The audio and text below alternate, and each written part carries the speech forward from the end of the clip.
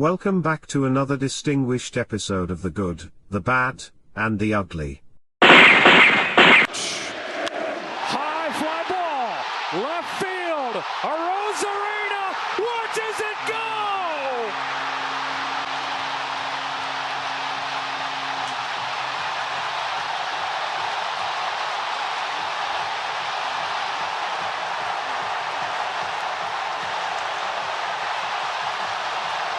Welcome back to The Good, the Bad, and the Ugly, where we break down the last week in baseball. The World Series is set. Congrats to Team Canada, Team US. That's right, it's the Dodgers versus the Blue Jays in the World Series. Let's get into it. Oh, dude, can you crush a can opener? No. It's insane. We're good. The Dodgers starting pitching. There's a great article on MLB.com written by Thomas Harrigan that breaks down just how dominant the starting pitching has been for the Dodgers this postseason.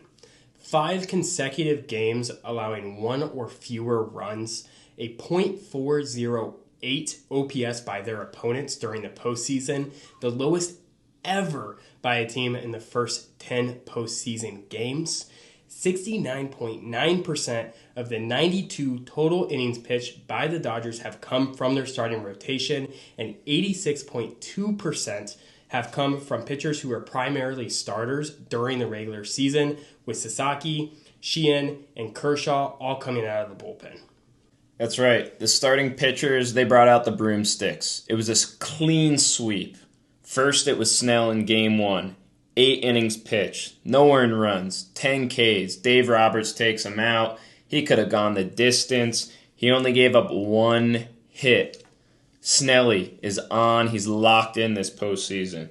Game 2, Yamamoto comes out, throws a complete game, 1 earned run, 7 Ks. He only gives up 3 hits. He learns from his mistake the next day. Roberts lets him stay and go the distance.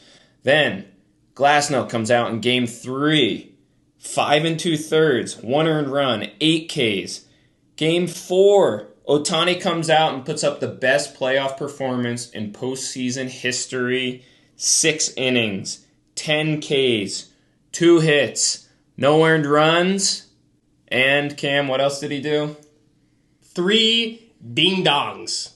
3 home runs to put on top of his 6 innings pitched. With the high stakes of the postseason, maybe without it, the best performance ever by a player in a single game.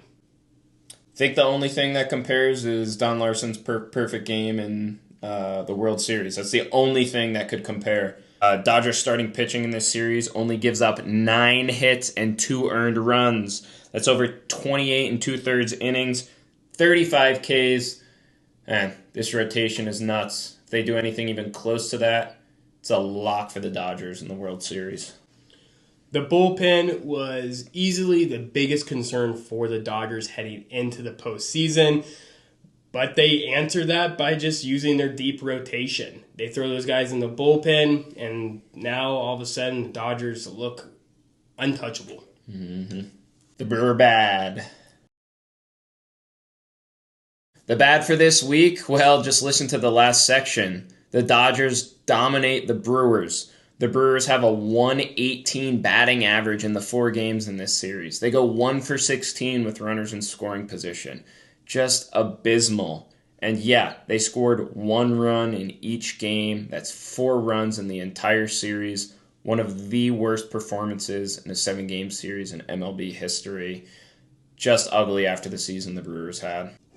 It's a shame. Brewers had the best regular season of their franchise history.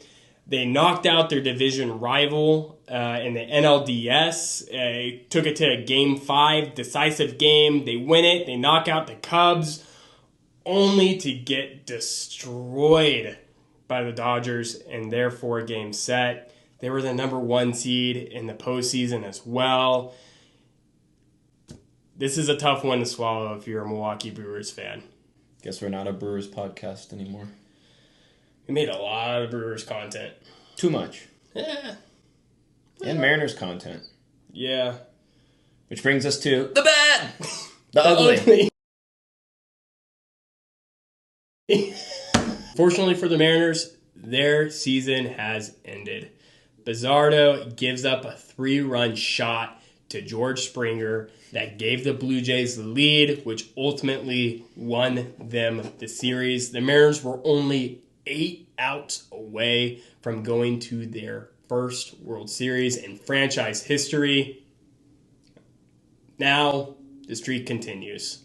They're still the only team in the MLB to have never made an appearance in a World Series. It's tough, Mariners. They've been a team since 1977, so have the Blue Jays. Blue Jays have now appeared in their 3rd World Series come Friday. Mariners still waiting for that first one. Such a likable team. That's why they're our ugly for this week, just because it's just an ugly situation, man. They had such a fun, exciting young team. They were up 3-2 in the series. They had everything going for them. It was looking like they were going to make it. And once again, the Mariners fail to come through.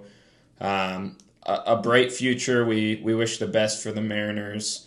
They should be pretty solid for years to come with that staff and some of the young talent on their team. But just feel your pain, Mariners fans. Hang in there, Seattle. Once again, there's always next season.